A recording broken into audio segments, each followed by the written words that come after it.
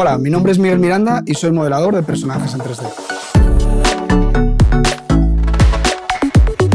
Mi especialidad es el esculpido de volúmenes y el modelado para producción. A lo largo de mi carrera he realizado personajes para cine, publicidad, videojuegos y animación. Y mi verdadera debilidad es el cartoon.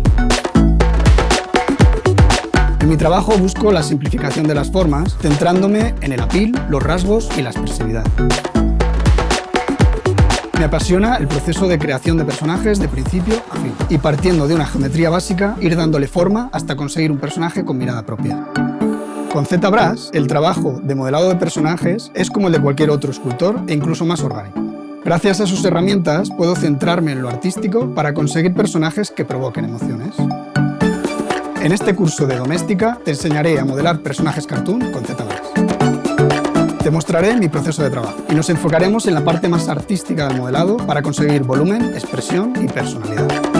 Como proyecto final crearás el busto del personaje que tú hayas elegido desde cero con ZBrush.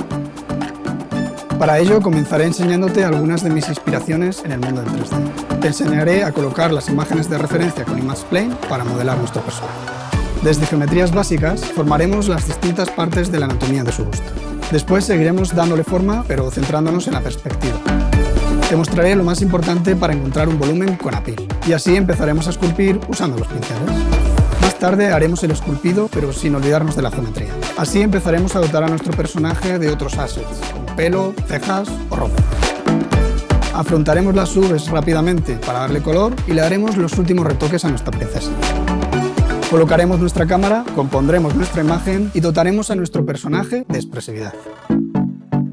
Aplicaremos materiales, iluminaremos la escena y finalmente haremos el render en ZBrush. Para terminar el proceso, compondremos esas capas en Photoshop para conseguir una ilustración impactante para nuestro portfolio. Al finalizar el curso, serás capaz de modelar cualquier personaje cartoon 3D en ZBrush. Lleva a tus personajes cartoon a una nueva dimensión con ZBrush.